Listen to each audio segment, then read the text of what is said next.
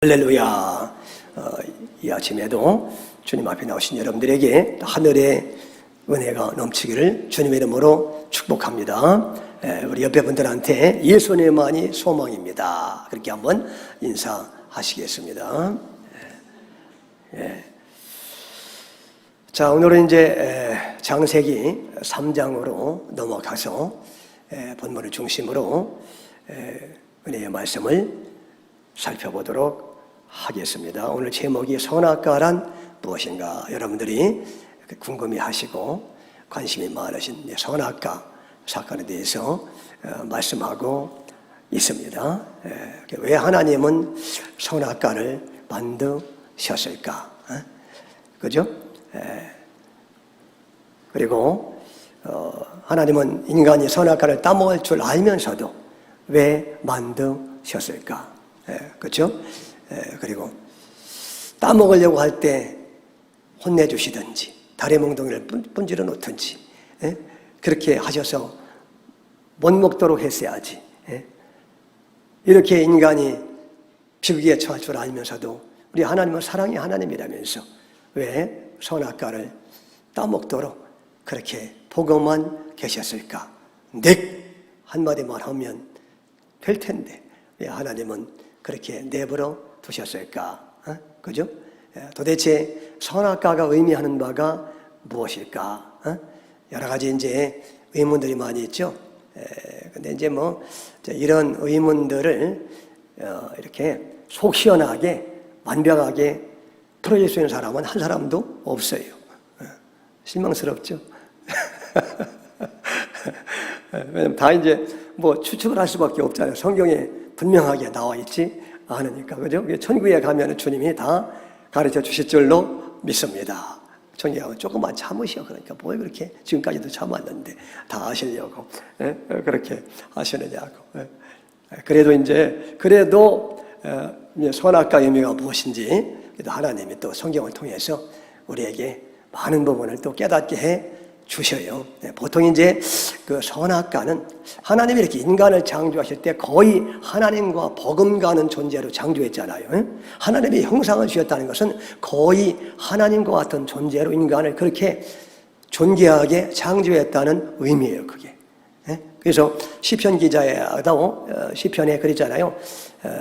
인간이 무엇이 가운데 이렇게 존귀하게 창조했습니까? 그러면서 하나님보다 조금 못하게 인간을 창조했다. 옛날 성경에는 그게 천사보다 조금 못하게 인간을 창조했다는 그게 이제 번역이 잘못돼가지고 지금 여러분들이 가지고 있는 개역개정에는 그게 하나님보다 조금 못하게 창조됐다. 그렇게 바꿨어요. 그러니까 거의 하나님과 버금가는 존재로 하나님을 창조했어요. 아니나 다를까 여러분들이 타락해서도 예수님 믿으면은 예수님의 신부가 되잖아. 여러분의 남편이 누구예요? 예수님이요. 여러분, 남편과 아내는 거의 동등이에요. 여러분, 그러니까 아니나 다를까 하나님은 피조물인 저와 여러분들 말이죠. 거의 하나님과 동등되는 그런 영광스러운 존재로 하나님이 우리를 결국은 구원해서 그렇게 만들어 주시겠다는 거예요. 참 그것만 생각하면은요, 야, 이 세상에서 평생 동안 거꾸로 매달려 놓아도 견딜 수 있어요. 그죠? 조금만 참으면, 주님 나라에 들어가면, 아니, 누가 우리의 남편이요? 전능자이신 예수님이 우리의 남편인데, 뭐가 부족하겠어요, 여러분? 그러니까 참 너무 영광스럽죠. 그러니까 하나님이 인간을 이렇게 존귀하게 창조했다는 거예요, 하나님. 그러면서 또 만물을 또 다스리는 권세까지도 인간에게 이양했잖아, 하나님이. 그죠? 그러니까 통치권까지도 인간에게 주시고, 그러니까 인간이 자칫 잘못하면 어떻게 돼요? 자기가 누구처럼 생각합니까?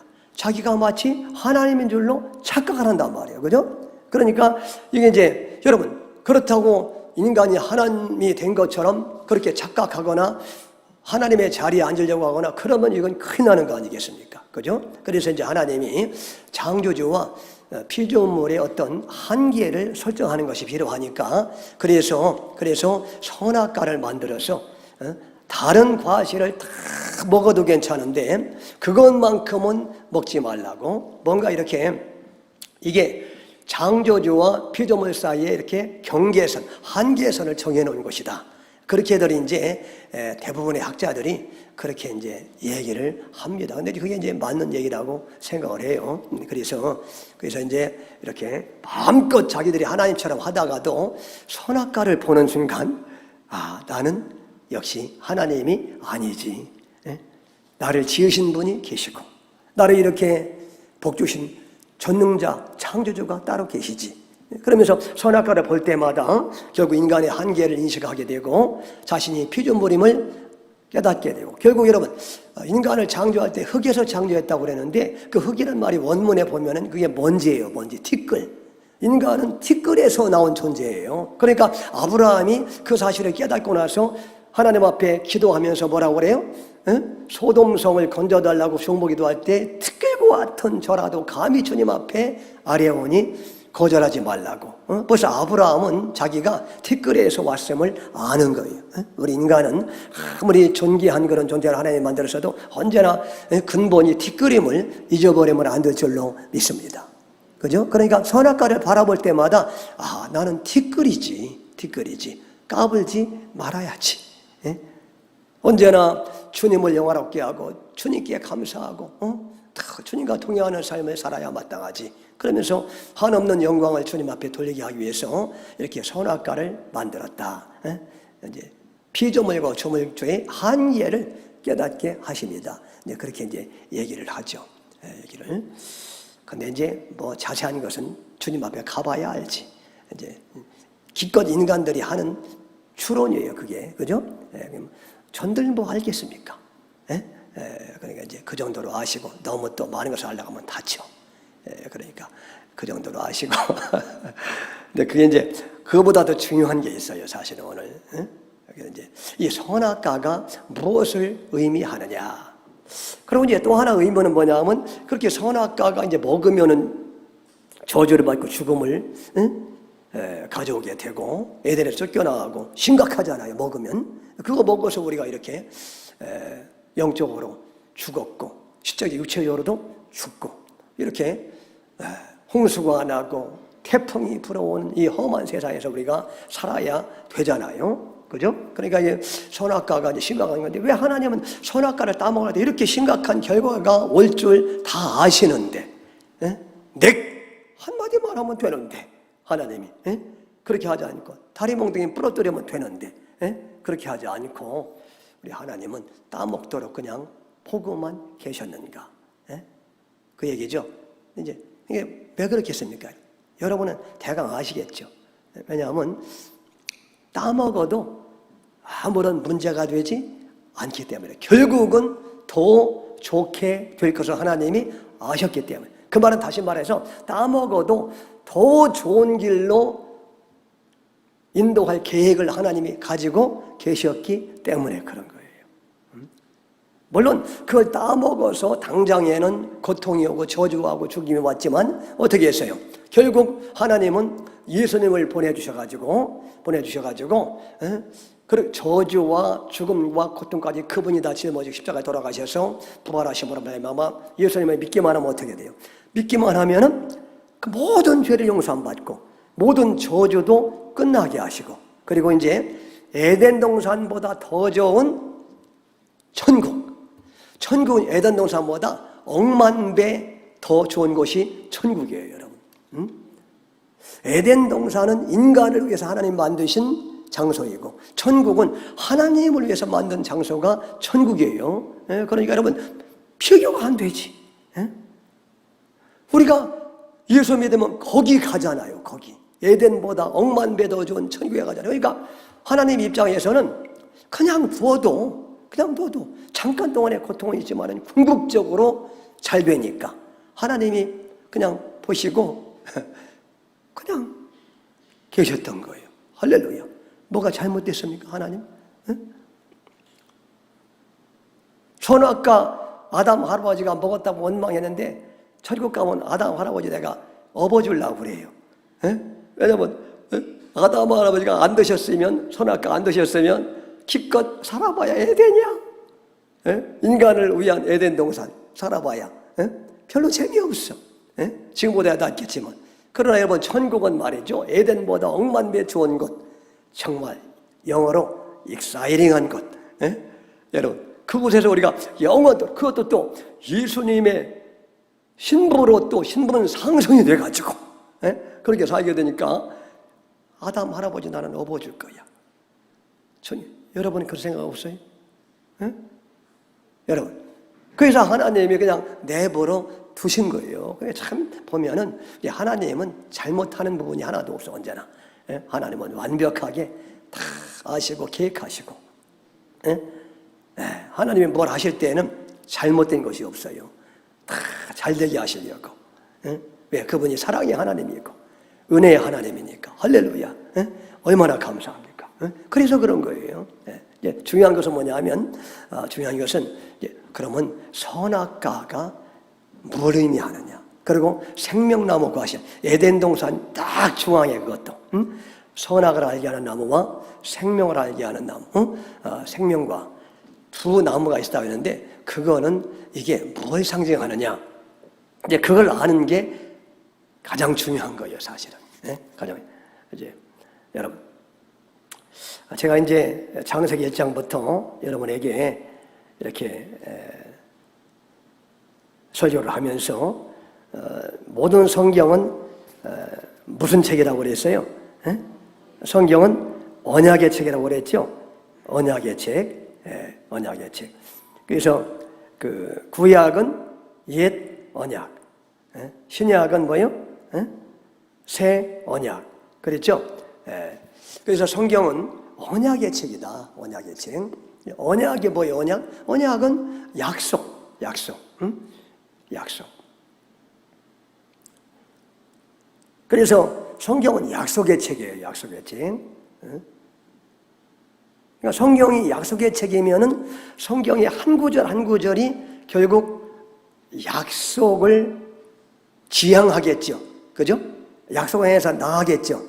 그러니까 성경을 해석하는 그 원리를 여러분들이 발견하셔야 돼요. 그죠? 그러니까 성경은 이렇게 언약의 책이기 때문에, 언약의 책이라는 게 뭐예요? 언약이 뭐라 했어요? 언약. 언약을 한 문장으로 요약하시오. 제가 지난번에 질문했죠. 여러분 다, 우리 성경의 교인들은 다 알아요.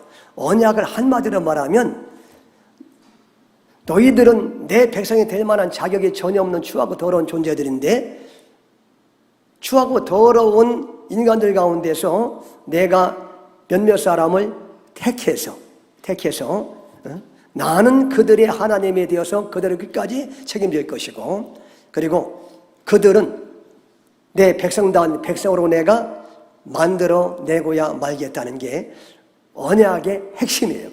그게 구약성경 여러 곳에서 나오고 있고, 결국 요한계시록에서 그 말씀이 완성이 되잖아요. 완성이 돼요. 그러니까 언약이 뭐냐 하면, 자격 없는 우리를 택해서 예수 믿게 해서 예수님의 피로 씻어서, 그리고 연단과 훈련을 통해서 하나님의 백성으로 만들어주신 다음에 영원한 천국에 들어가게 하겠다는 것이 언약의 핵심이에요. 그죠? 그러니까 뭐 너희가 잘나고 뭐 못나고 상관없다는 거야. 내가 일방적으로 내 아들 십자가에서 피 흘리신 예수님을 통해서, 예수를 통해서 내가 일방적으로 너희를 그렇게 반드시 하나님의 백성들의 백성으로 만들어 천국의 인도에 가시겠다는 게 언약의 뭐요? 언약의 중심 내용이라겠죠. 그죠? 그러니까 성경이 이제 이런 언약을 이루겠다는 책이니까 구구절절은 다 이렇게 언약을 향하고 있어요. 모든 사건은 그 언약을 향해 가고 있다고. 그죠? 모든 구구절절이 그 언약을 지향하겠죠. 그러니까. 그죠? 그래서, 그럼 창세기 1장 3절에 빛이 있으라. 하나님이 어둠 가운데 빛을 창조한 것도 그건 표면인데, 이면은 언약을 얘기하는 거예요. 앞으로 사람들이 타락해서 다 어둠이 될 거라는 거야. 영적으로. 그러면은 그 사람들을 구원하기 위해서 예수님이 빛으로 오셔서 이 세상을 빛으로 비춰주심으로 구원할 것이라는 그 언약을 말하는 거예요. 그죠? 창세기 1장 3절부터 초도부터 언약을 말하는 거예요. 표면과 이면으로 말이 갈라가지고. 그죠? 둘째 날은 궁창을 잠겨서 궁창 위의 물과 궁창 아래의 물로 이렇게 나누시잖아요. 예? 이게 뭐냐면 이제 앞으로 죄로 말미암아 이렇게 하나님과 인간 사이가 이렇게 나누어지게 된다는 거. 원래 하나였는데. 그런데 예수님을 보내셔가지고 결국 그 나누어진 하나님과 인간 사이의 그 장벽을 휘장이 찢어지듯이 그렇게 예수님으로 말미암아 이렇게 찢어지게 해서 다시 하나님과 인간이 이렇게 교제함이 하나 되게 하겠다는 그 언약을 지향하는 거고. 셋째 날은 뭐예요?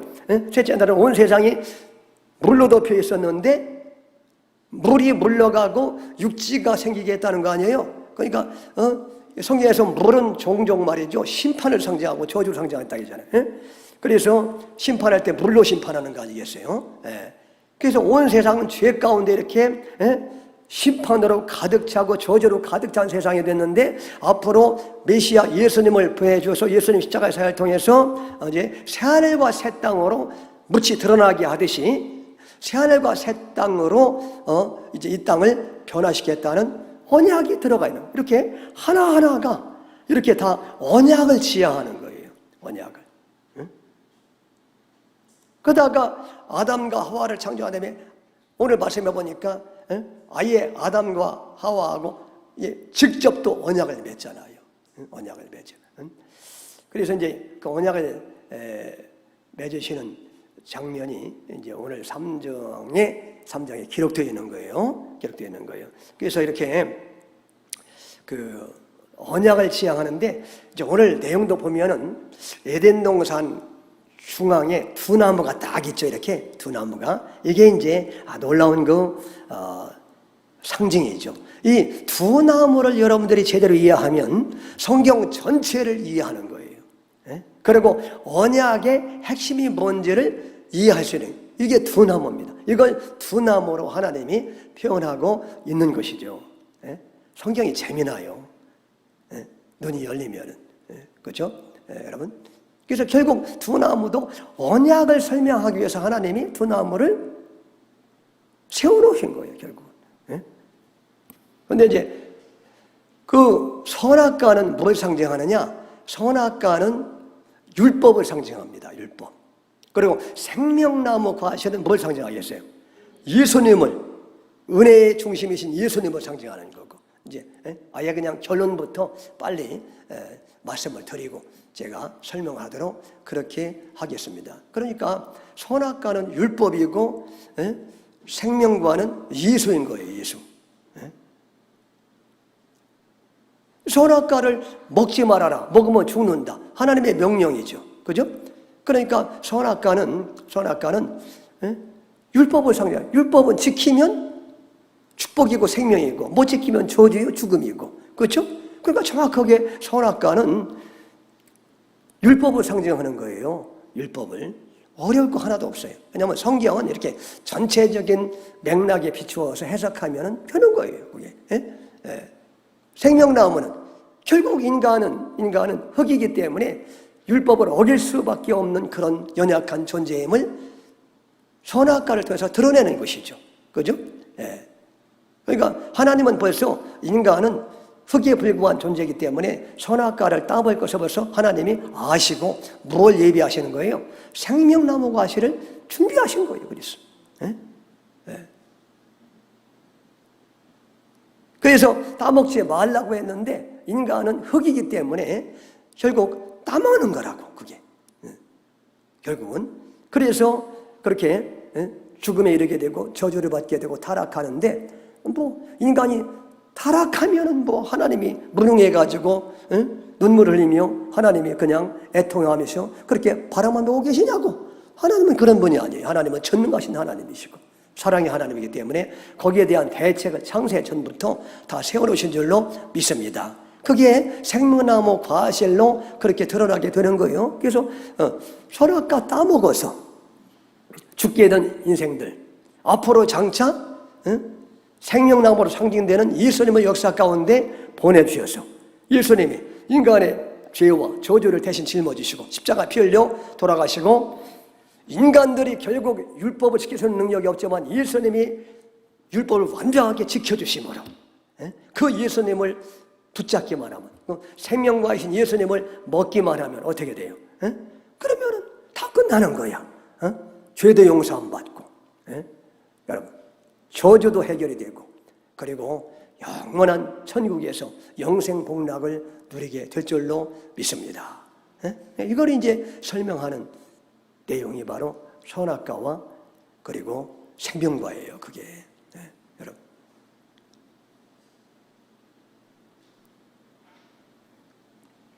그래서 이 아담과 하와가 이렇게 아담이 하나님과 맺은 그 선악과를 따먹으면 죽는다, 안 따먹으면 영생이다, 그 계약을 맺잖아요. 언약을 맺잖아요. 그걸 이제 행위 언약이라고 그러죠. 행위 언약, 최초의 행위 언약. 왜냐하면 따먹으면, 행위로 먹으면 영생, 먹으면 저주, 죽음, 안 따먹으면 순종하면 축복, 영생. 그러니까 행위에 관련된 거니까 최초의 행위 언약이라고 얘기하는 거죠. 근데 행위 언약도 결국은 은혜 언약을 지향하는 거예요. 왜냐하면 행위 언약에서 벌써 실패해서 하나님이 아시고 생명과를 준비하셨잖아 벌써. 그죠? 그러니까 이제 여러분 행위 언약을 통해서 이제 실패했지만 이제 하나님은 벌써 실패에 대비하셔가지고 생명과이신 예수님을 준비해 주셨다는 것이죠. 여러분 얼마나 감사합니다. 그래서 이 모든 책이 이제 언약이라고 하는데 아담과 그렇게 선악과를 따먹지 말라고, 따먹으면 죽는다, 안 따먹으면 영생이다. 이것도 이제 언약인 것을 성경에 말하는데 그게 이제 호세아 6장 7절이에요. 그게 뭐 언약이라는 게 어디 있습니까 성경에? 아담과 맺은 그게. 언약이란 말이 없잖아요. 목사님은 괜찮고 없는 거 자꾸 만들어가지고 하시는 거 아닙니까? 이럴 분들이 계실 것 같아가지고 호세아서 6장 7절 말씀을 드리는 겁니다. 한번 읽어보겠습니다. 호세아 6장 7절 시작. 그들은 아담처럼 언약을 어기고 거기에서 나를 반역하였느니라. 이거 나오잖아요. 아담처럼 언약을, 그러니까 아담과 맺은 그 아담에게 선악과 따먹으면 죽는다, 안 따먹으면 영생한다. 그게 벌써 언약이라는 거예요. 언약이라는. 근데 아담이 언약을 지켜요, 어겨요? 어겼다는 거지. 그래서 그들은 아담처럼 언약을 어기고 거기서 나를 반역하였느니라. 그렇게 말씀하고 언약이라고. 그러니까 성경은 다 언약의 책이라니까요. 언약. 이렇게 어기는데 여기서 끝나지 않고 여기서 앞으로 이제 어겨서 죽어마땅하고 하나님을 반역해서 죽어마땅하고 지옥 가야 마땅한 인간들을 또 용서해주고 구원해주기 위해서 생명과이신 예수님을 보내주겠다는 그 언약이 또 거기에 숨겨져 있는 것이죠. 할렐루야. 얼마나 감사합니까? 여러분. 그래서 이제 그러니까 선악과라는 것은 뭐냐 하면 결국은 인간은 티끌에 불과한 존재이기 때문에 결국 인간은 율법을 지킬 수 있는 존재가 아니다 하는 것을 폭로해 주는 거예요. 그래서 누가 필요함을 알게 하는 거예요. 그래서 구원자이신 예수님의 은혜가 필요함을 알게 해주려고. 그래서 선악과가 등장하고 있는 거예요. 그래서 여러분 그 갈빈주의 신학자 가운데 유명한 아브라함 카이퍼라고, 저 네덜란드의 수상이었던 아브라함 카이퍼, 칼빈 이후에 아주 가장 뛰어난 칼빈주의 신학자 중에 하나가 아브라함 카이퍼예요. 유명한 신학생들은 아주 잘 알고 있어요. 그분의 이름을. 그분이 워낙 뛰어난 분이기 때문에 저서도 뛰어나고 이분이 수상이었는데 그 나라의 수상이었는데 아주 뛰어난 또 신학자였었어요. 그러니까 참 이렇게 대통령 수상도 이렇게 뛰어난 신학자가 될 수가 있는 거지. 은혜로운 말이죠. 그런데 이분이 말이죠. 이분이 그런 말을 했어요. 행위 언약, 아담과 맺은 행위 언약은 결국 너는 나의 은혜를 떠나서는 죽을 수밖에 없는 티끌이라는 사실을 폭로시키기 위해서 하나님이 그 행위 언약이 주어진 것이다. 그렇게 적절하게 잘 말을 했습니다. 그러니까 결국 선악과라는 게 결국 창조 하나님의 인간은 티끌에 불과한 나약한 존재이다.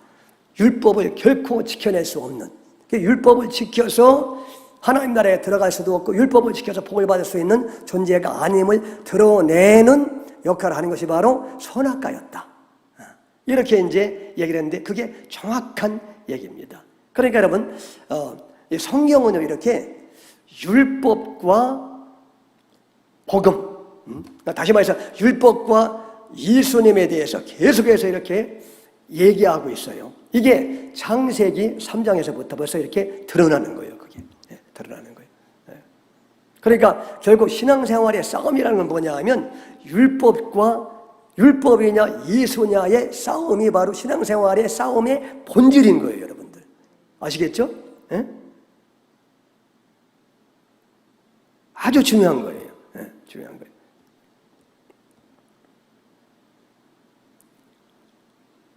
그러니까 율법을 왜 주셨느냐? 다시 말해서 선악과를 왜 주셨느냐? 인간이 지켜낼 수 없는, 율법을 지켜낼 수 없는 존재임을 깨닫게 하려고. 그렇게 티끌에 불과한 존재임을 깨닫게 하려고. 그래서 생명과이신 예수님을 바라보고 의지하고 믿도록 하기 위해서 하나님이 선악과를 만들어 놓으신 거예요. 그게 이제 율법의 역할이죠. 그러니까 율법의 역할은 뭐냐 하면 우리가 죄인됨을 깨닫게 하는 거예요. 그게 선악과의 역할, 그게 율법의 역할이에요. 그래서 갈라디아서 3장 24절 보면은 갈라디아서 3장 24절을 보시면 자, 갈라디아서 3장 24절 한번 띄워주시죠. 없어요? 네, 거기 봉독합니다. 시작. 이같이 율법이 우리를 그리스도께 인도하는 초등교사가 되어 우리로 하여금 믿음으로 말미암아 의롭다함을 얻게 하려 함이라 그랬어요. 그 율법이라는 게 우리를 생명과이신 예수님에게 인도하는 초등교사가 된다. 그 초등교사의 역할을 하는 것이 바로 율법이라는 거예요. 여러분, 초등교사 역할은 뭐예요? 초등교사 역할은 초등부 어린 아이들이 성숙해서 위대한 스승을 만날 때까지 기초적인 초등학문을 가르쳐주는 것이 바로 초등교사 아닙니까? 결국 이제 위대한 스승을 만날 때까지 기초적인 것들을 이렇게 가르쳐줘서 그 위대한 스승으로 인도하는 게 초등교사의 역할이에요. 그죠? 맞아요. 율법이라는 게 그렇게 우리를 진정한 스승이신, 진정한 생명나무이신 예수님께로 인도하는 그러한 역할을 하는 것이 바로 율법이라는 거죠. 사도 바울이 그렇게 얘기하고 있죠. 그죠? 그러니까 잘 보세요. 율법은 원래 하나님이 그걸 잘 지켜서 복을 받으라고 주신 거예요? 아니면은 지킬 수 없음을 깨달아서 예수님을 붙잡으라고 주신 거예요? 전자예요, 후자예요? 후자예요. 그런데 오늘날 교계에서는 말이죠, 많은 목사님들이 율법은 지켜서 복을 받으라고 주신 것이라고 얘기하는 거예요. 얘기하는 거예요. 아니라는 거죠. 아니라는 거죠. 아니 물론 이제 우리가 율법을 지킬 수 없음을 깨닫고 예수님을 붙잡으면 예수님이 율법을 못 지켜도 죄를 용서해 주시고, 그리고 율법을 그분이 완벽하게 지켜주셔서 그분의 의를 덮어 씌워주시고, 그래서 우리를 의롭다 하시고, 그분이 우리 안에 들어오시면, 그분이 주무시는 게 아니라 우리 안에 들어오시면 뭐예요? 이제 죄도 멀리하게 해주시고, 결국 이제 율법의 길을 가도록 그렇게 역사에 가시는 것은 사실입니다. 그게 아시겠죠? 그렇지만 처음부터 예수님을 제쳐놓고 마치 내가 율법을 내 스스로의 힘으로 능력으로 지켜 행해서 복을 받을 수 있는 것처럼 그렇게 율법으로 가는 것은 이게 주님이 의도하신 길이 아니고 마귀가 인도하는 길이다 하는 것을 성경은 분명하게 말씀하고 있는 거예요. 분명하게. 그래서 로마서 3장 20절에서 22절까지 보면, 로마서 3장 20절에서 22절까지 또 보겠습니다. 로마서 3장 20절에서 22절 봉독합니다. 그러므로 율법의 행위로 그의 앞에 의롭다 하심을 얻을 육체가 없나니 율법으로는 죄를 깨달음이라. 분명히 나오잖아요. 조금 전에 율법의 행위로는, 그러니까 이게 무슨 말이에요? 율법의 행위. 우리가 율법을 부지런히 이렇게 지키려고 하는 우리의 노력으로는 안 된다는 거예요. 안 된다는 거예요. 그죠? 율법의 행위로 하나님 앞에 의롭다함으로 얻은 육체가 하나도 없다는. 왜? 우리 인간은 다 타락한 죄성이 있어가지고, 타락한 죄성이 있어서 율법을 하나님의 수준에 맞도록 지켜낼 수 있는 사람이 한 사람도 없다는 거예요. 예? 그러니까 율법은 무슨 역할을 하느냐? 죄를 뭐요? 깨닫게 하는 역할을. 깨닫게 하는 역할. 그래서 제가 기도 시간에도 얘기했지만 지난 한 주간 돌아보면은 10계명 중에서 하나님의 수준에 맞도록 하나님의 마음에 만족하도록 우리가 지켜낸 것이 몇 개나 있어요. 한 주간 동안. 2개? 3개? 하나도 없어요. 하나도 없어요. 1계명부터 잘 생각해 보시라고 여러분들이. 제대로 지킨 게 하나도 없습니다. 그죠? 여러분?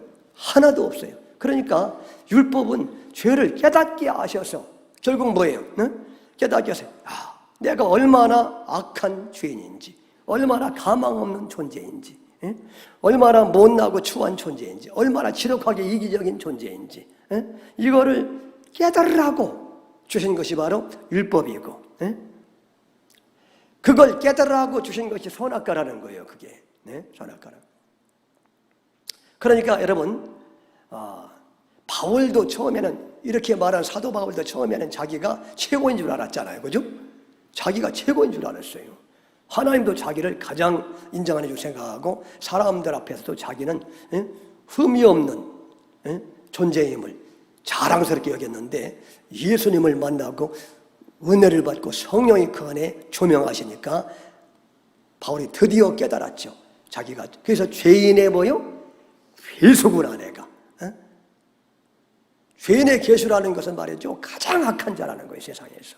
그거를 깨닫는 거예요. 여러분, 저와 여러분들이 죄인의 괴수임을 깨닫게 하시는 것이 은혜예요. 그게. 그래서 예수님 외에는 정말 소망이 없구나. 그래서 전적으로 예수님만 바라보게 된 줄로 믿습니다. 그렇게 자신이 죄인의 괴수임을 깨닫고 고백하고 오직 예수 외에는 소망이 없구나. 그래서 생명나무의 열매이신 예수님을 굳게 붙잡고 그 열매를 먹는 사람을 하나님은 구원해 주시고, 하나님은 그런 사람을 의롭다고 여겨주시고, 그런 사람에게 복을 주시고 천국을 인도하는 것이 바로 이게 이제 성경에서 말하는 언약의 핵심이고, 여러분 성경에서 말하는 복음의 핵심이라는 겁니다. 할렐루야. 그러니까 여러분, 우리가 이제 오늘 또 이렇게 성찬식을 하죠. 예수님이 그런 말씀했잖아요. 너희가 내 살과 피를 먹고 마시지 않으면 나와 상관이 없느니라. 그랬죠?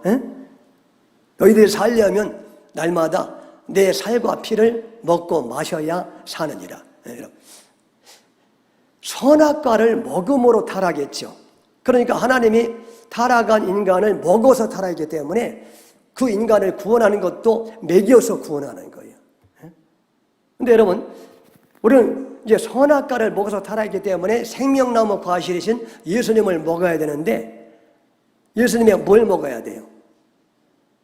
예수님의 살과 피를 먹고 마셔야 산다는 거예요. 그죠?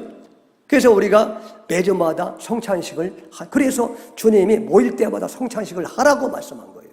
그래서 초대교회는 모일 때마다 수요 예배, 금요 기도회, 셀 예배, 모일 때마다 성찬식을 했어요. 우리도 원래 그렇게 해야 돼요. 근데 여러분들이 너무 힘들어하니까 준비하는 거, 주일날만 우리가 하는 것이 저는 죄스러울 따름이에요. 죄스러울 따름이. 여러분, 그래서 이렇게 우리는 말이죠, 날마다 예수님의 살과 피를 먹고 마셔야 될 줄로 믿습니다. 물론 이제 그 말씀은 우리가 꼭 이렇게 성찬식을 한다는 의미보다도 이렇게 성경 말씀을 예수님의 십자가의 관점으로 해석해서 그 양식을 먹는다는 의미가 있지만, 그래도 그러면 왜 예수님이 성찬식을 하라고 그랬겠어? 그죠? 아니 그냥 성경 말씀에서 예수님의 십자가 의미만 깨닫고 은혜를 받고 그게 영혼의 양식이 된다면 성찬식을 뭐라 번거롭게 포도주를 마련하고 떡을 마련하라고 주님이 그랬겠느냐고. 이게 중요한 의미가 있으니까 그렇게 하는 거죠. 아멘.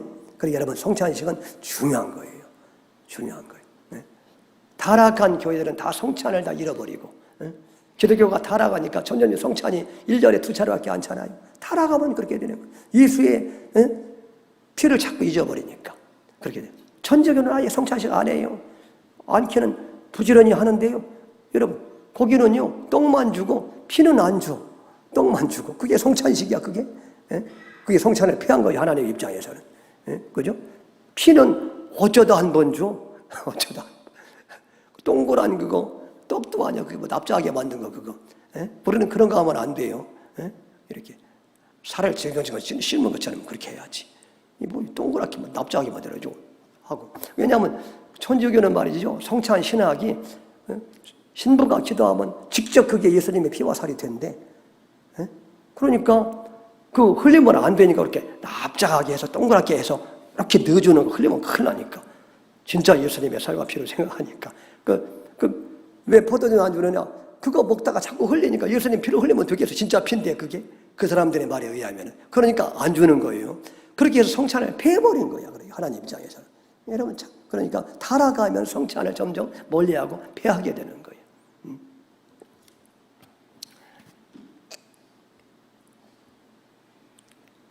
여러분 잘 보세요. 그러니까 신앙생활이라는 게 뭐냐 하면 선악과로 가는 거예요? 생명나무로 가는 거예요? 여러분이 살려면 선악과 쪽으로 가야 됩니까? 생명나무 쪽으로 가야 됩니까? 생명나무 쪽으로 가야죠. 그러니까 선악과는 뭘 상징한다 했어요? 율법. 생명나무는 예수. 이 두 갈래의 싸움이 창세기 서도부터 요한계시까지 이어지는 거예요. 그게 그 싸움이에요. 신앙생활의 싸움은. 예수님이 오셨을 때 그 싸움이 가장 치열했는데 예수님이 오셨을 때 결국 그 싸움이었잖아요.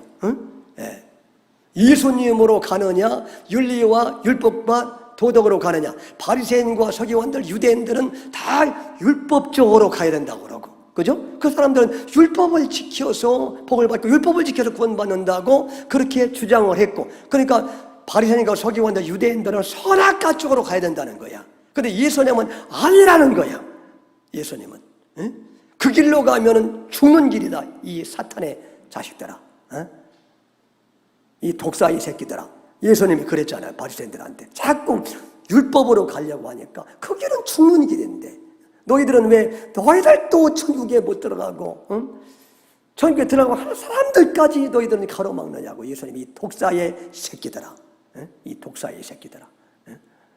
예수님이 이렇게 화내고 욕할 때는 수많은 영혼들을 지옥으로 인도할 때 너무 분노하셔가지고 예수님이 그렇게 욕했어요.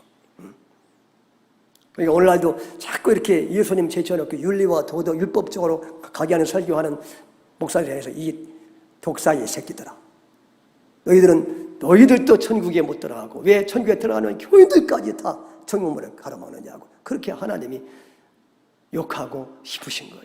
여러분, 얼마나 무서운 일입니까? 그러니까 여러분, 우리는 자꾸 어디로 가야 돼요? 예수님 쪽으로 가야 돼요. 여러분 잘 생각하죠. 그러니까 신앙생활이라는 게 뭐냐? 잘 들으세요. 이게 중요해요. 신앙생활이란 우리가 좀 더 나은 사람으로 변화되는 것을 지향하는 것이 아닙니다, 여러분. 그게 선악과 쪽으로 가는 거예요. 아시겠죠? 정신을 바짝 차리라고. 신앙생활이란 우리가 좀 더 나은 사람이 되려고 하는 것이 아니에요, 그게. 신앙생활은 내가 좀 더 정의로운 사람으로 변화되려고 하는 시도가 아니에요, 그게. 신앙생활은 내가 좀 더 깨끗하고 좀 더 화를 덜 내고 좀 더 잘 순종하고 그런 쪽으로 변화되는 것을 추구하는 것을 신앙생활하고 말하지 않는 거예요, 성경은. 근데 오늘날 변질된 교회들이 말이죠, 다 그렇게 가르치잖아요. 그게 선악과 쪽으로 가라는 거예요, 자꾸 선악과 쪽으로. 그런데 그런 쪽으로 가면 마지막 심판의 자리에서 결국 누구의 공로를 높이느냐 하면 예수의 공로를 높이는 게 아니라 자기의 의와 자기의 공로. 왜? 자기가 그렇게 신앙생활을 그렇게 내가 의로워지고 내가 착해지고 내가 이렇게 새로워지고 그쪽을 지향하고 내가 열심히 그쪽으로 갔으니까 예수 제쳐놓고. 그러니까 마지막 심판날에 자기의 그 의를 내세울 수밖에 없는 거예요. 그죠? 주님, 제가 이렇게 의롭게 살려고 했습니다. 제가 이렇게 깨끗하게 살려고 그랬습니다. 제가 이렇게 헌신하며 살려고 그랬습니다. 이런 나를 천국에 안 데려보내면 누구를 보내겠습니까? 이렇게 마지막 심판날에 결국 자기의 공로와 행위를 내세우게 되고, 그런 사람은 천국에는 없다는 거예요. 그런 사람은 반드시 지옥의 심판을 받게, 왜? 그쪽으로 갔으니까. 선악과 쪽으로, 율법 쪽으로, 행위 쪽으로 갔으니까. 아멘? 예? 그래서 여러분, 마태복음 7장 22절 23절까지 보면, 마태복음 7장 22절에서 23절까지 보면은, 보세요. 봉독합니다.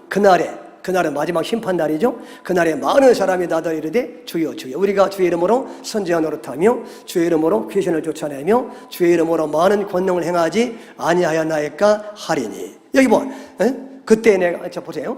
지금 다시 이제 22절 여기 보면은 다 이 사람들이 마지막 심판날 한 얘기가 자기가 뭘 했다는 거죠. 그죠? 자기가 뭘 했다는 거야 다. 주의 이름으로 내가 교회에서 선지자 노릇하고 교회에서 영적인 리더 노릇하고 말이죠. 목사 장로 노릇하고 주의 이름으로 귀신도 쫓아내고 주의 이름으로 많은 권능도 행하고, 이게 얼마나 좋은 일들이에요. 귀신 쫓아내는 거 얼마나 좋은 일이야. 쫓아내야지. 귀신 들린 사람 자유케 해주고 얼마나 좋은 일이에요. 많은 권능을 행해가지고 병 고쳐주고 얼마나 좋은 일이에요. 이렇게 마지막 심판날에 이 사람들은 자꾸 자기가 뭘 했다는 거야. 이렇게 이런 일도 하고 저런 일도 하고 했다는 거야. 예수는 제쳐놓고 자기가 뭘 했다는 걸 얘기하잖아요. 이게 문제예요, 이게.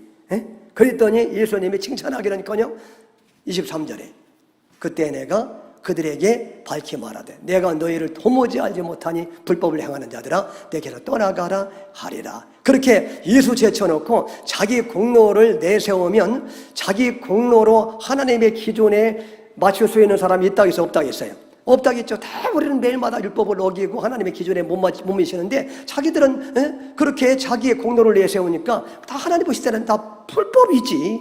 1계명도 어겼고 2계명도 어겼고 3계명도 어겼고 불법을 행하는 자들이요. 그러니까 여러분, 예수님을 높이지 않고 예수님을 드러내지 않고 내 자신의 어떤 행함이나 어떠함을 내세우면 반드시 하나님 앞에는 마지막 심판날에 이 불법을 행하는 자들하는 그런 정죄선을 받고 영원한 지옥에 떨어지는 거예요. 그러니까 그날에 많은 크리스찬들이 이렇게 예수님을 높이지 않고 자기의 공로를 내세우다가 다 지옥 간다는 거예요. 이게 제 얘기냐고, 예수님의 얘기지. 그러니까 이 사람들은요 마지막 심판의 자리에서까지 생명과이신 예수님 쪽으로 가지 않고 선악과인 율법과 행위 쪽으로 간 거야. 이게 여러분, 신앙생활의 싸움이라는 게 이 싸움이라니까요. 처음부터 끝까지. 여러분, 이 싸움이라는 거예요. 그러니까 신앙생활을 것은 뭐냐면 날마다 자신의 연약함과 나의 추함과 나의 위선과 나의 이기심과 죄성이 날마다 드러나야 되고, 드러나야 되고. 그래서 그 모습이 너무나 추하고 더럽고 죄송해서 그런 추하고 더러운 나를 예수님 보혈의 피로 씻어주시고 용서해주시고 그분의 의를 대신 덮어 씌워주시는 그 예수님 앞으로 계속해서 나아가고 그 예수님을 붙잡고 그 예수님을 사랑하고 그래서 그 예수님을 지향하고 생명과를 지향하는 삶, 그것이 바로 올바른 신앙생활이라는 거예요. 그 자체가. 아멘. 그 자체가.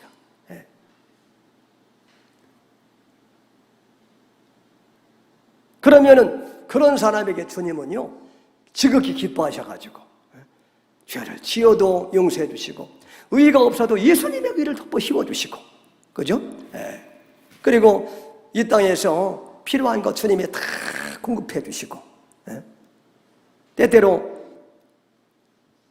연단과 훈련 중에서 옛사람을 또 벗어버려야 되니까 고난도 주시지만 고난도 그게 축복을 주시려고 하나님이 주시는 것이고, 그래가지고 영원한 천국으로 마침내 승리하도록 하나님이 그렇게 이끌어 가시는 줄로 믿습니다. 아멘. 그러니까 여러분, 여러분들이 잘하는 것은 이렇게 여러분의 그 허물을 자꾸 깨닫는 거예요. 깨닫는 거. 그래서 결혼하라고 했잖아요. 제가 웬만하면. 결혼해야 자기의 허물이 깨달아지니까. 아시겠죠? 결혼을 해서 살아보니까 괜찮은 사람인 줄 알았는데 괜찮기는 개뿔. 살아보니까 얼마나 여러분이 이기적이고 부족하고 형편없는지 드러나잖아요. 드러나잖아. 그래서 여러분 겸비하게 주님을 깨닫고 고백하면서 예수님 쪽으로 생명과 쪽으로 이렇게 예수님을 붙잡고 사랑하고 의지하고 그렇게 하면은 주님이 그런 모습을 아주 기뻐하시고 주님이 그 안에 들어가셔서 그런 과정을 통해서 점점 또 이렇게 죄를 멀리하게 해주시고 그렇게 자꾸 여러분 죄인의 개소임을 못나옴을 이기적임을 고백하는 사람이 결국 그렇게 더 그쪽으로 가겠느냐고. 그래서 예수님 붙잡는 사람이 점점 그 사람도 그렇게 하다 보면 변화되는 거죠. 주님이 변화시켜 가시는 거죠. 그죠? 그러니까 이렇게 자기가 얼마나 추하고 더러운 죄인인지를 깨닫고 날마다 그래서 예수님의 은혜가 필요하다고 고백하는 사람은 그래서 다른 사람을 함부로 정죄하지 않게 되는 거예요. 정죄할 수가 없어요. 내 코가 속자인데. 그래서 내가 맨날 예수님의 긍휼함 가운데 내가 사랑할 줄 아는 사람이 어떻게 다른 사람을 막 함부로 이렇게 비방하고 욕하고 정죄하고 2만 년이면 그러겠습니까? 그거는 아직 예수가 없다는 증거죠. 기본도 모른다는 증거예요. 그게. 그죠? 그러니까 여러분, 은혜 받은 사람은 이렇게 정죄하는 사람이라 불쌍히 여기는 사람이야. 다른 사람을. 그렇게 하는 사람을. 아멘? 왜냐면 내가 그런 사람인데 날마다 주님의 긍휼과 은혜로 살아가니까. 아시겠죠? 그러니까 제일 정죄 잘하는 사람이 누구였어요? 바리새인들.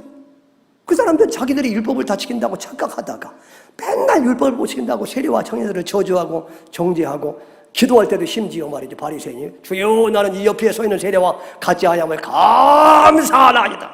그러다가 지옥 갔잖아. 여러분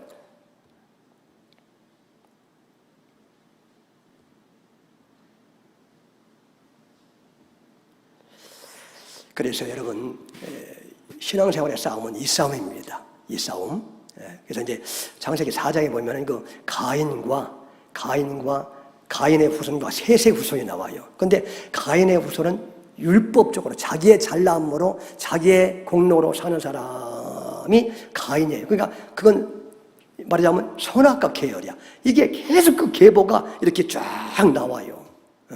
이렇게 선악과 얘기 해놓고 창세기 4장 다음 장부터 벌써 어떤 사람이 선악과를 따라 사는 사람인지 어떤 사람이 생명과를 따라 사는 사람인지 그걸 이제 나누기 시작해. 그게 가인과 셋의 계보입니다. 그게 바로 다음 장부터. 아시겠죠? 근데 여러분 그거 보면은 가인의 계열은 복음을 잃어버리고 예수 잃어버리고 자기의 잘남으로 사는 사람이 있죠? 선악과 쪽.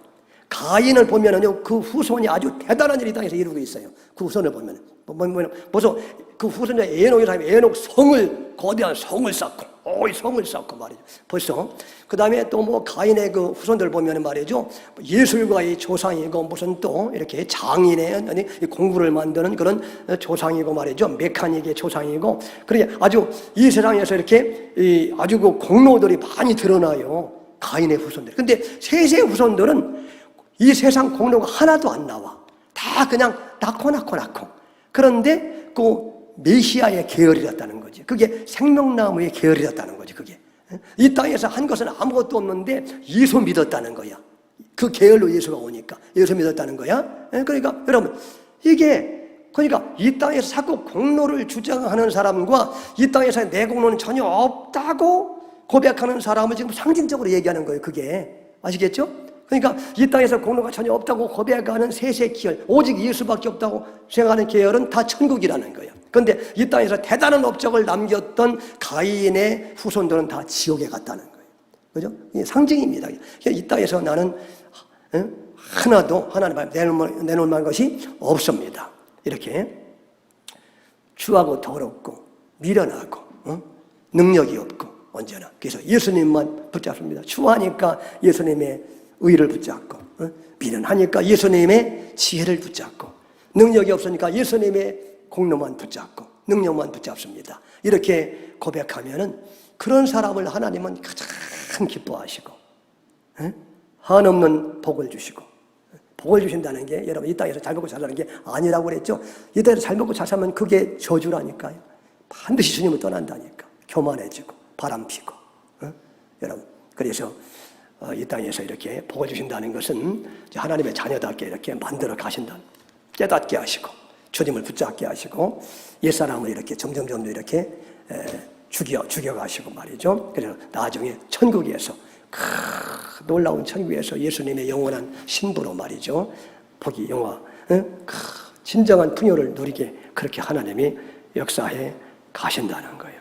그죠? 그래서 여러분 이렇게 예수님 쪽으로 가면 자꾸 예수님 쪽으로 가면 예수님이 윤리와 도덕의 문제도 그분이 해결해 주시고 그리고 먹고 사는 문제도 그분이 다 해결해 주시고 그리고 여러분의 자녀 문제도 그분이 다 해결해 주시겠다는 거야 다. 아멘. 아멘. 정치 문제도 이렇게 정치인들이 죽을 쓰고 뭐 이렇게 혼란스럽고 그래도 예수 믿는 사람들이 예수님을 사랑하는 사람들이 점점 늘어나면은 주님이 그들이 죽을 쏘도 주님이 죽을 쏘지 않도록 주님이 나라 민족을 붙잡아 가시겠다는 거예요. 그래도 크리스찬들, 그래도 예수님을 이렇게 사랑하는 사람들이 몇 명이라도 있기 때문에 하나님이 이렇게 정치인들은 대통령마다 이렇게 죽을 쏘잖아. 그래도 우리 하나님은 다 이 민족을 잘 살게 이렇게 이끌어 가시고 세계만 막 우뚝 서게 하시는 것은 크리스찬들, 저 예수님 쪽으로 가는 사람들, 선악과가 아니라 생명나무 쪽으로 가는 사람들이 있기 때문에 그렇게 해 주시는 거죠.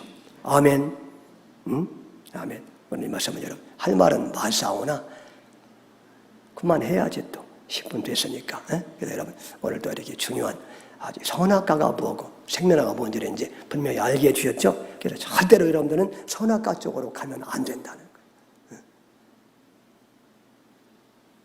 예수님 쪽으로 가야지.